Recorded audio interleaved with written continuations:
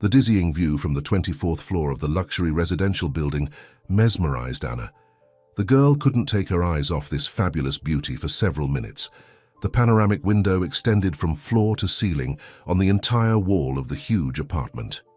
The views of the entire city could be seen through this window. There was a futuristic landscape on the right, the same skyscrapers with facades made of glass, shining in the sun.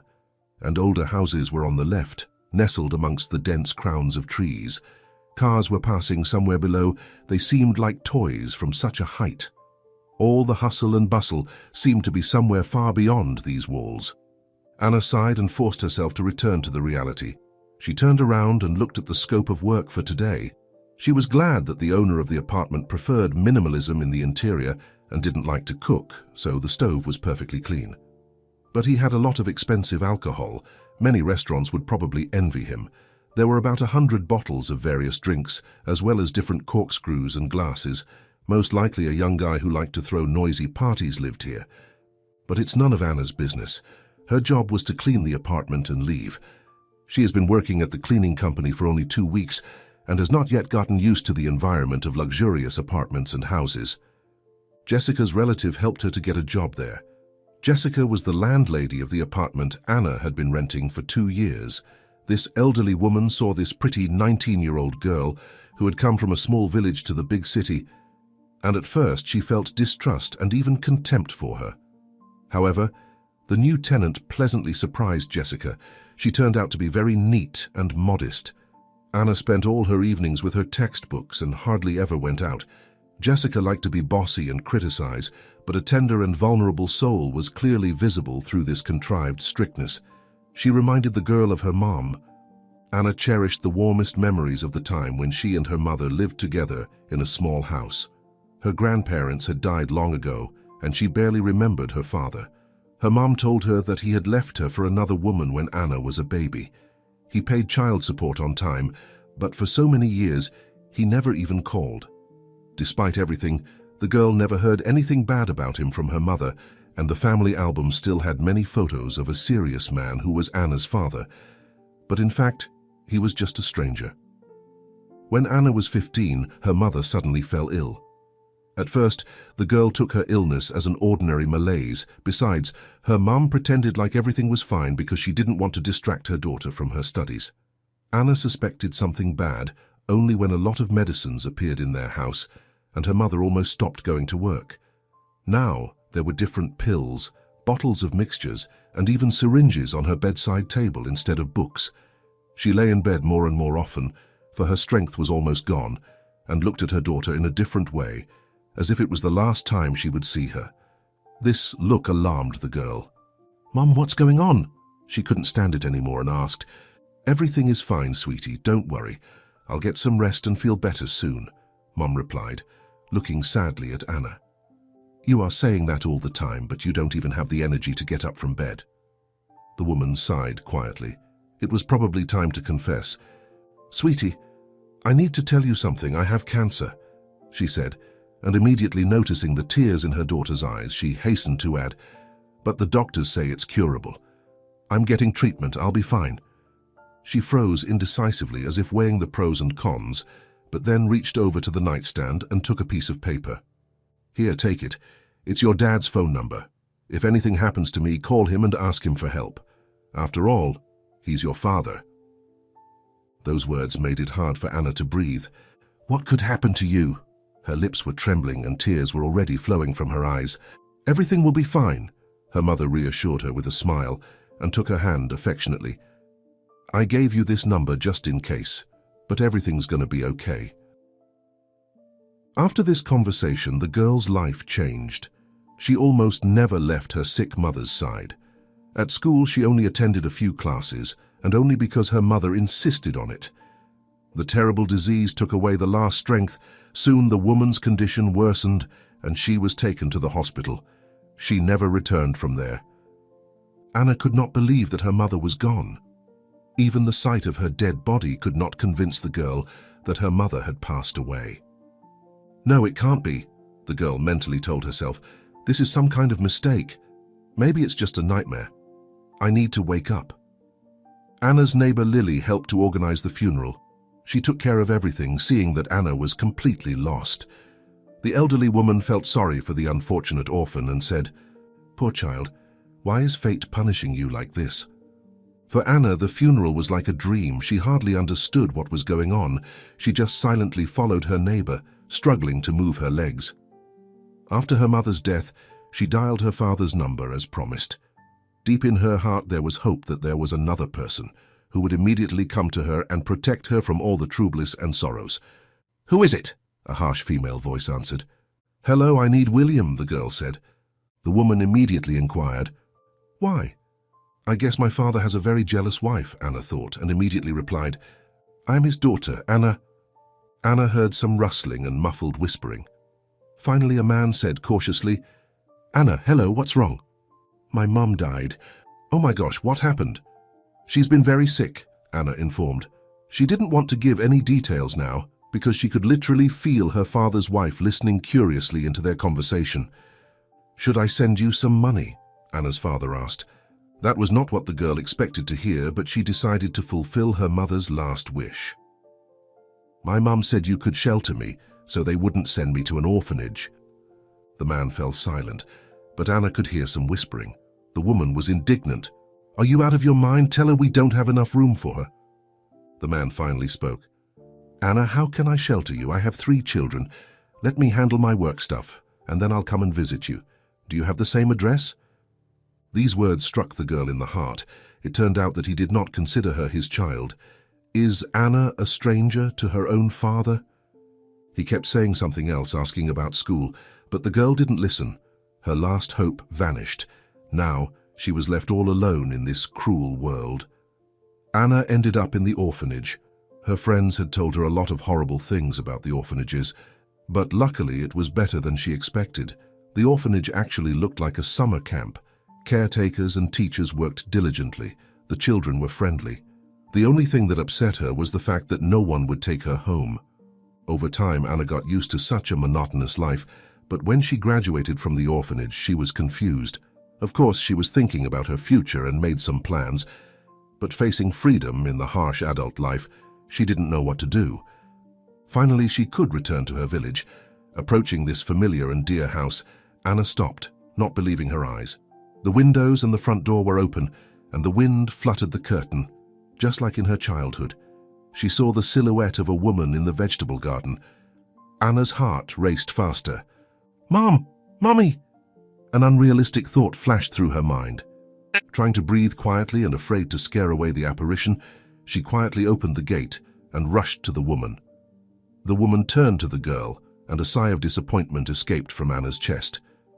"Mrs. Lily, is that you?" The woman looked at Anna in surprise and walked out to meet the girl. "My goodness, Anna, you look so grown up. You've become such a beauty." Anna looked silently at the well-tended vegetable garden. Lily spoke quickly, as if to justify herself. "We've been taking care of your house, Anna. Look, everything looks the same as when you left. I hope you don't mind." The girl entered the house and looked around. Lily had time to clean up the house as well. Anna expected to feel the warm, happy feeling that enveloped her every time she returned home. But the feelings were completely different now. She felt as if she had entered a graveyard.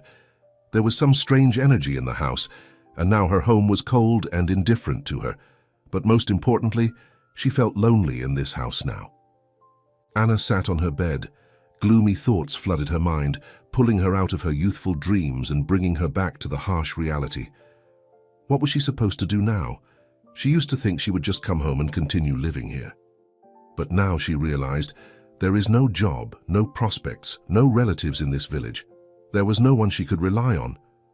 Lily peeked through the door and called out to the girl, smiling.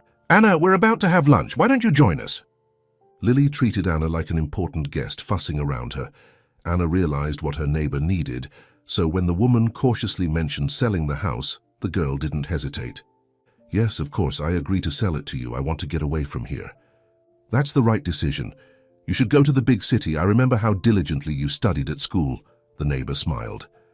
Lily helped the girl to prepare the necessary paperwork for the house surprisingly quickly. She just wanted to become the owner of this house as soon as possible. Anna signed everything without hesitation. She didn't even care that Lily offered less money than the house was worth. All she wanted to do was get out of this village as soon as possible. She packed her modest clothes into a small suitcase, took some of her mum's things, and resolutely headed to the big city to look for her happiness. All her money was in her bank account.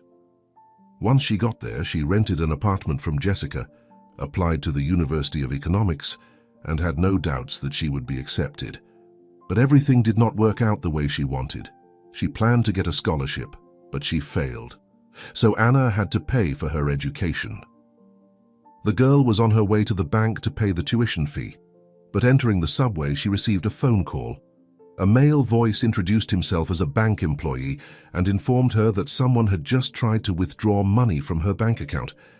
To prevent it, she had to tell the last 3 digits on the back of the bank card. Anna didn't even have time to think about what she had heard.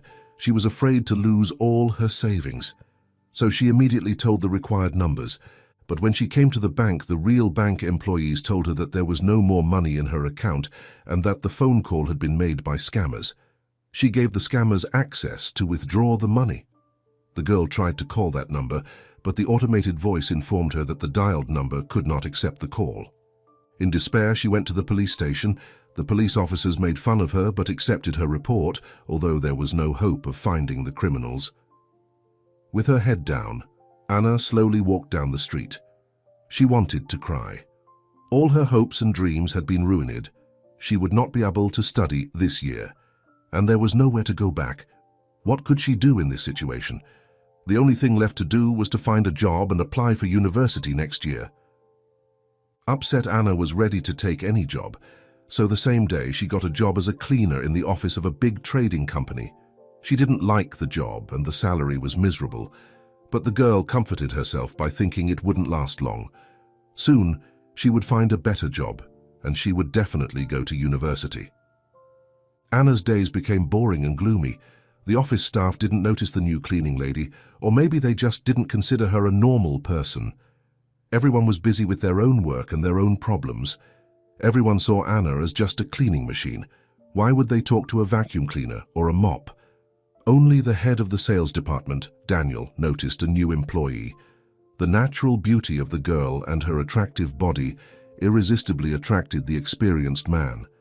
He tried to show his affection for her in every possible way. Anna was flattered by the attention of a respectable man in an expensive suit. It was not like attention from her peers. It was a new level and manners. No one had ever before kissed her hand or opened the door to let her go first. It all seemed to the young girl like a magical fairy tale in which she was a real princess. But Daniel had other plans. He realized that the girl was inexperienced, so he didn't rush. He touched Anna as if accidentally, secretly sent her flowers, sometimes even drove her home in his car. "I am so lucky," the girl thought. "My mom would definitely like Daniel." In the office, the young man behaved restrainedly. Anna realized that he was the boss and that showing his feelings at work was not appropriate. But in private, he kept talking about his love and hinted at some important things that they had to do. Anna didn't dare to ask him to explain his mysterious phrases because it would ruin the harmony of their relationship. In her mind, she pictured happy scenes of their serene future. A beautiful wedding, Anna in a white dress, 2 children, a cozy house. She trusted her beloved man, her future husband. Daniel was persistent, and soon their relationship reached a new level. They met in an empty apartment.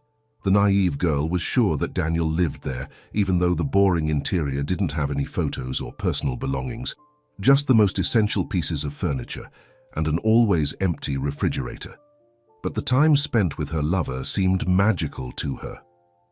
Daniel embraced her and whispered what she wanted to hear, that he loved Anna, that he had never loved anyone else so much, that he didn't want to part with her. And Anna naively believed every word. The whole world had turned into pure love. Everything else seemed unimportant. And so a few months passed. For the 4th day in a row, Anna woke up feeling nauseous. There was no point in thinking it was stomach problems. The premonition of some happy changes cheered up the girl. A medical checkup confirmed her suspicions. She was 6 weeks pregnant. Leaving the hospital, Anna stopped, trying to come to her senses. She had to tell Daniel the good news immediately. He would be so happy. Finally, they don't have to hide their relationship anymore. And they can finally get married. He had been hinting at it for a long time. It seemed as if the whole world was rejoicing with her. The sun was sending Anna its warm rays to kiss her face, and a light breeze gently stroked her hair. Anna burst into the office of the father of her future baby. She had never done that before. Daniel raised his eyebrows in surprise and asked, "What's wrong? We agreed to meet tomorrow." Anna couldn't control her emotions. A smile lit up her face, and her eyes shone like stars. "Daniel, we're going to have a baby. The doctor confirmed it."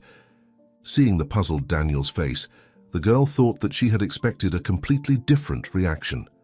"Anna," he began slowly, carefully thinking over each word, "you see, I didn't plan anything like that." "But you said you loved me and wanted to be with me," Anna replied in confusion.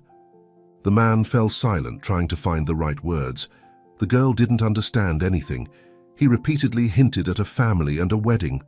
What could have gone wrong? "Tell me honestly, do you love me?" she asked. "I do, but—" Daniel hesitated. "But children were not part of my plans. I'm married. I'm sorry." Anna couldn't believe it. What are you talking about?" she whispered. She sat down on the chair to keep from fainting. Now some little things about his behavior that had previously confused the girl became clear to her. "Why didn't you mention this before?" "I thought you knew," the man replied. "I thought everything was clear between us." He was silent for a while, trying not to look at Anna, and then decisively pulled some money out of his wallet and placed them on the table in front of her. "Take it, terminate the pregnancy, and buy yourself something nice." Anna stared at the money, unable to utter a word. She gave Daniel herself, both soul and body. But he just gave her a few banknotes, trying to get rid of her. Is this all his love? She wondered. Anna couldn't see him anymore. Daniel suddenly became so disgusting. She ran out of the office, away from the liar, for whom only money and his own desires exist. Jessica met Anna at the entrance to the building and worriedly tried to find out what had happened because her anxious look frightened the woman. But Anna couldn't say a word. She went home and cried until morning. Her heart was broken by the betrayal of the man she trusted. She wanted to fall asleep and never wake up again. But early in the morning, the rays of the merciless sun forced Anna to open her eyes, swollen with tears, to get up and go to work again, to solve her problems and to go on with her life. But the security guard at the entrance of the office building stopped her abruptly. "Please go to the HR department. They are waiting for you there." The girl was surprised but went straight to the HR department. A fat lady in glasses saw her and asked indifferently, "Are you here to write a letter of resignation?" Anna was shocked by the unexpected question. "I don't know. The security guard told me to come here." "Are you Anna?" "That's right. The boss told me to fire you and give you the last paycheck." "No, there must be some mistake," Anna uttered. "I don't know the details. He only said to do it as soon as possible." The girl was completely confused with indignation. "I'll go to Daniel now and find everything myself." The HR manager took off her glasses and began to wipe them. Then she looked at the confused girl and said quietly, "Sweetie, Daniel will not help you. He is the one who told you to fire you. So get your paycheck and find a better job." At home, Anna collapsed on her bed and cried again. Her life was over. Her beloved turned out to be not only a traitor and a liar, but also a bastard. What is she supposed to do now? She had no job, no education, and no money. Moreover, she's pregnant. Jessica's voice came from behind the door. "Anna, why don't we have some tea?"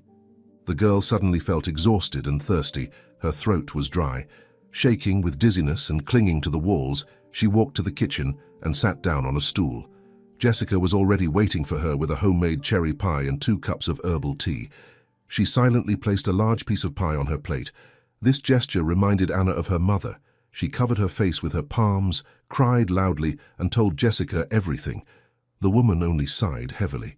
"What a bastard," Jessica said at the end of the story, came over and sincerely put her arms around Anna's shoulders. Then she looked into Anna's eyes and asked seriously, "I hope you're not going to terminate your pregnancy." "I don't know," the girl whispered. She didn't want to lie, but she couldn't make a decision. Don't even think of it, the woman told her. It's your baby. You have to keep the baby, otherwise you'll regret it for the rest of your life. Anna thought about having a baby. Until now it was just a simple fruit of love, an accidental fusion of male and female cells. She had not yet thought of it as a person who would grow and develop inside her. She imagined a baby with arms, legs, and a funny face. She put her hand on her stomach as if trying to feel her future baby. Motherly love was awakening in her. In the morning, Jessica knocked on Anna's door and, without waiting for permission to enter, opened the door, walked to the window, and opened the thick curtain. "Why are you still in bed? Go for a walk. It's good for you and the baby," she commanded loudly. Anna wasn't even mad at Jessica. She knew that the woman wished nothing but the best for her. "Listen," the woman said, "I talked to my niece. She works as a manager for a cleaning company, and she'll help you get a job there. She says the salary is decent and the conditions are acceptable. What do you think?" Anna jumped out of bed and hugged the woman gratefully. She immediately accepted the job offer. The orders were different, both difficult and easy, but customers often thanked the girl with generous tips. Today, Anna had to work at the house in the suburbs. The bus took her to the right stop. Anna looked around. There was a sense of peace and tranquility here. After the city noise, it seemed that someone suddenly turned off the volume. It felt so calm and peaceful here. The client's house was not far from the bus stop. It was a modern two-story mansion with a tidy territory around it. Anna pushed the intercom button to the right of the high iron gate, but no one answered. The girl waited for a while and pushed the button again. A heavy breathing came from the intercom. She heard groaning, and then the muffled sound of a falling body. At the same time, she heard a click that indicated that the gate lock was opening. Anna realized that something had happened. She quickly entered the yard and ran to the front door. It was locked. Looking around, the girl saw an open window. She wasn't sure about what she was doing, but still decided to climb through the window. What if someone needed help? Without thinking twice, Anna got into the house and rushed to find out what had happened. A young man was lying on the tiled floor near the front door. The girl bent down and shook him by the shoulders, trying to bring him to his senses. He was unconscious. Anna couldn't even hear him breathe. There was weird white foam on his pale lips. Anna put her ear to his chest and heard no heartbeat. Anxiety seized her. Was he dead? What is she supposed to do now? "I need an ambulance." The girl dialed the emergency service number and quickly explained the situation. The operator calmly listened to her, asked her about the right address, and informed her that the paramedics were on their way. Anna looked at the owner of the house lying on the floor. "Oh my gosh, he's so young. I hope the paramedics get here in time and save him," she thought. She suddenly remembered the instructions of her school teacher, who had once demonstrated the heart massage techniques on a mannequin. Okay. Sharp presses on the lower sternum, 100 times a minute. Deep, mouth-to-mouth breathing after 5 presses. This fragile girl focused and began to act. 1, 2, 3, 4, 5. Inhale. She repeated again and again. Her arms were already trembling, but she selflessly continued trying to revive the stranger. It was only 2 or 3 minutes, but it seemed like an eternity to her. The man suddenly breathed and opened his eyes. He stared into the face of the girl bent over him. "Are you an angel?" he whispered suddenly.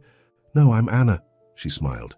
Her heart was beating frantically and seemed about to jump out of her chest. Nervous trembling engulfed her whole body. However, the joy of saving a human life overpowered all other emotions. Finally, she heard the siren of an ambulance pulling up. 2 paramedics quickly entered the house. "What happened?" one of them asked while examining the patient. Anna quickly described everything that had happened. "Are you sure his heart wasn't beating?" the paramedic asked. Anna described in detail how she had managed to bring the patient back to life. "Well done, you did everything right," he praised Anna.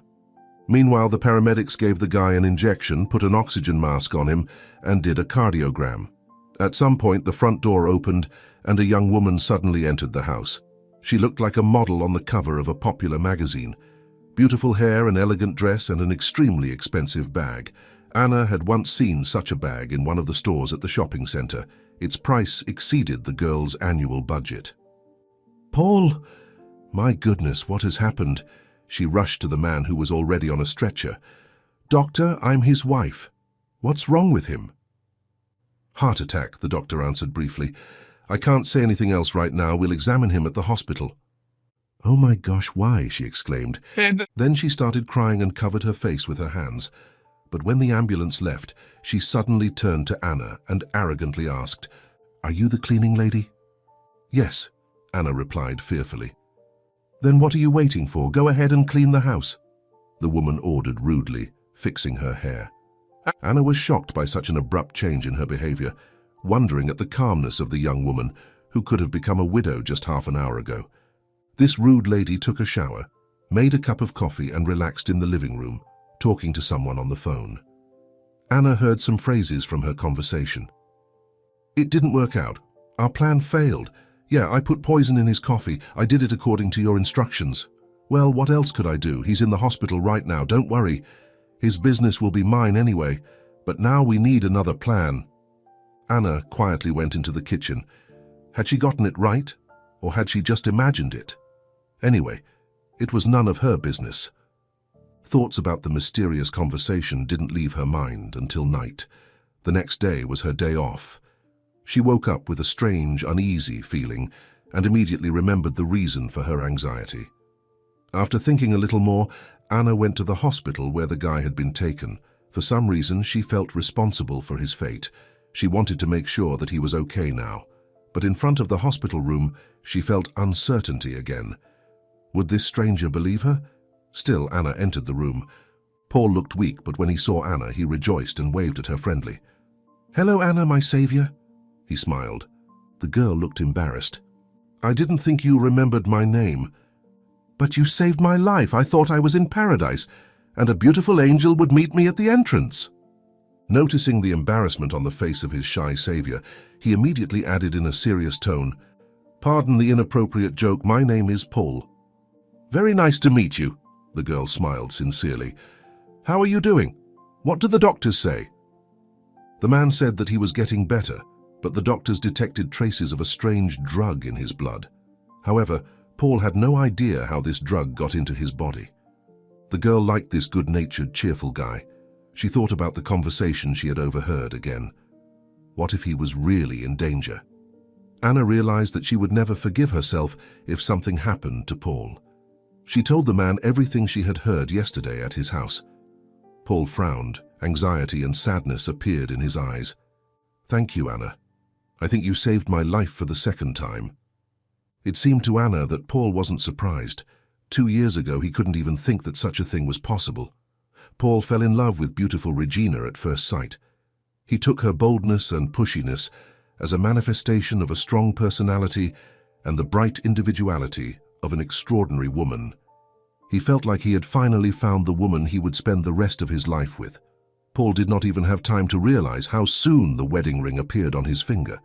But now selfishness and aggression dominated his wife's behavior.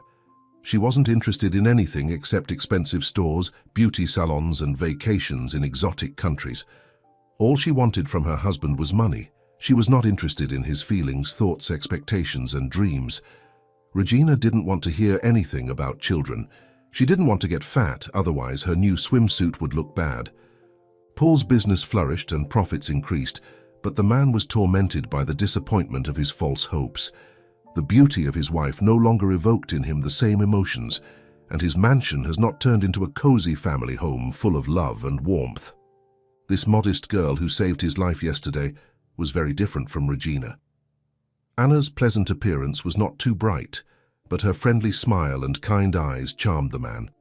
And he hadn't seen this slight blush of embarrassment in anyone for a long time. Anna still had a softness and natural femininity. "Anna, I would be happy if you would visit me again," he said, looking into her sincere eyes. "I promise I will visit you again," she said. When the girl left, Paul called the head of the security department of his company, Andrew. He knew he could trust him. Andrew listened to Paul's request and immediately warned him. "Paul, it is possible to install video cameras in your house secretly, but I will be limited in time, so I cannot guarantee that I will install them in every room. Paul agreed. 2 days later, on her next day off, Anna went to the hospital again to see her new friend. For some reason, she wanted to see him irresistibly. She wanted to know if he was getting better, to help him and look into his kind grey eyes. "Anna, come in, I'm glad to see you again," Paul exclaimed. The girl smiled, walked over to his hospital bed, and placed a bag of fruit on the nightstand. "I brought you some fruit, you need some vitamins now." Paul was pleased with such care.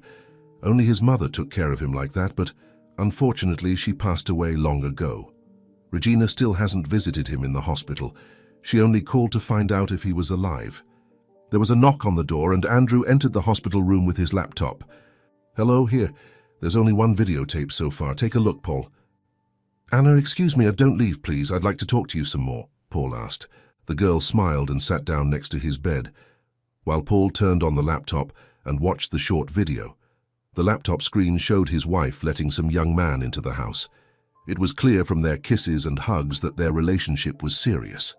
Regina took the young man into the bedroom, and about an hour later, her lover left the house.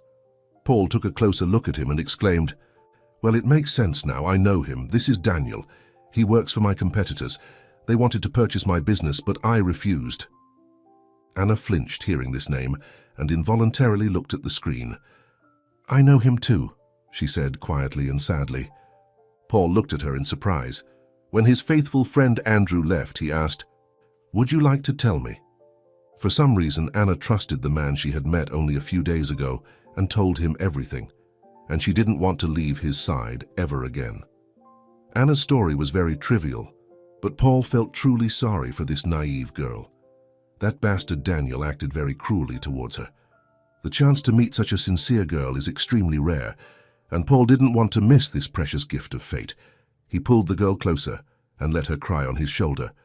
Paul didn't wait for any additional evidence of his wife's infidelity. He immediately filed for divorce.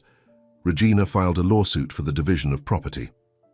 On the appointed day, Anna came to court to morally support Paul. He was still weak after the poisoning and said that her presence helped him feel better. Over the past weeks, they had become very close to each other. They could talk for hours about everything. Their communication was sincere and relaxed, and both of them didn't want to part. Anna realized that this man had become very dear to her, but she was afraid of this feeling, for she was afraid of being deceived again. Several people were already waiting in the courtroom. Regina was sitting there looking triumphant. Daniel was sitting nearby. He was surprised to see Anna, but Paul was happy to see her. He waved at her and invited her to sit down. The lawyers were reading some long documents for a long time. Then they were talking to each other and the judge. Anna didn't understand much of what was going on, but she guessed that Regina wanted to get half of her ex-husband's property and business, and Daniel was trying to help her do it. Looking at him now, Anna felt nothing but disgust. How could she have loved him before? How could she have suffered so much after their breakup? Now she saw just a vile man who was willing to lie and even poison people just because of money. In fact, Regina and Daniel suited each other. After everything that happened, Regina still dared to claim the property of her husband, who earned it all with his intelligence and hard work. The judge suddenly asked if anyone wanted to make any comments on the case. Anna raised her hand decisively. "I'd like to add a few words." The judge was surprised but allowed the girl to speak. "I would like to say that Regina has no right to Paul's property. She cheated on her husband with this man." Anna pointed at Daniel. "This man is a liar and a scoundrel. He deceived me and left me pregnant, and then started a relationship with his competitor's wife to get his business." Everyone fell silent. Daniel pretended that Anna was not talking about someone else, not about him, but Regina looked at the girl with eyes full of hatred. Only Paul couldn't take his admiring gaze off Anna. This shy girl had dared to do such a brave gesture for his sake. The judge asked Anna in a tired voice, "But what do I need this information for?" Anna quietly pinched herself, trying to calm down. "To see their true faces and make the right decision," she muttered quietly. The judge slammed the folder shut and pronounced, "The court retires in the deliberation room to make a final decision." Paul walked up to Anna and hugged her gently. The girl was about to cry. "I'm sorry, I must have ruined everything," as she whispered. "No, what are you talking about? the man exclaimed, looking her straight in the eyes. "I just realized what an amazing girl you are. I love you, and I will be happy if you agree to be my wife." Anna could no longer hold back her tears, but now they were tears of happiness. She hugged the man tightly, closed her eyes and whispered, "I'd be happy to be your wife. I love you too." Paul was not worried about the court's decision. Regina knew a lot about the fashion industry, but she didn't know anything about jurisprudence. She was sure she'd get everything she wanted, and she'd probably already convinced Daniel of that. However, she didn't take into account the fact that when she married Paul 2 years ago, Paul already owned the company and the real estate. In other words, all of Paul's assets were obtained before the marriage. Everything belonged to him by law, and there was nothing to divide. Therefore, he generously allowed his unfaithful ex-wife to keep all the gifts that he gave her, but nothing more. A month later, Paul and Anna got married and were looking forward to the birth of their baby. But one day, Regina unexpectedly showed up at Paul's office. She came in a sexy dress and with bright red lips. "Hello, my love. How are you doing?" she said, trying to sound sexy. Paul only grinned, looking at his ex-wife's pathetic attempts to seduce him. "Everything is going great without you," he said, not hiding his annoyance. Regina continued her speech. "Look, things didn't work out well for us. I've wasted almost 3 years of my life with you, but ended up with almost no money." Paul was shocked at her insolence. "Be grateful I didn't go to the police." "Come on, I didn't do anything wrong," Regina said in an innocent voice. "Besides, you took all the stuff and jewelry I gave you. Oh, and what about a brand new car? Doesn't it make you happy?" Paul said. The woman could hardly control her emotions. Anger overwhelmed her. "Honey, my car needs to be fueled and washed, and it requires money," she said. At first, Paul wanted to ask why her lover wasn't supporting her, but he decided not to hurt her even more. He already knew that right after the divorce, Daniel had disappeared from Regina's life forever. "Snack! Maybe you should finally start thinking about getting a job," Paul asked. Regina's patience was running out. Her attempt to evoke compassion in her former husband failed, but she tried to continue the conversation calmly. "That's exactly why I'm here. Give me a job, please." "We don't have any available positions right now," the man replied confidently. Regina resentfully turned away to the window. "But actually, I can hire you as a cleaning lady," Paul suddenly said. "Are you kidding me? Are you trying to humiliate me?" The woman instantly got mad. "No, but this way you can prove that you've changed." "Fine, I'll take this job. I don't have any other options anyway." Paul was surprised by her decision, but he didn't want to waste any more time with her. The man sent Regina to the HR department and headed home. Anna and little John were waiting for him there. Now, his mansion was not just a house, but a cozy family home. Now, his loving, tender wife, his little funny son, and the pleasant smell of homemade dinner waited for him every day. Paul hired a nanny to help Anna so that she could have more free time. This Saturday, the couple were going to the theater together. Anna was very nervous, leaving her son alone with the nanny for the first time.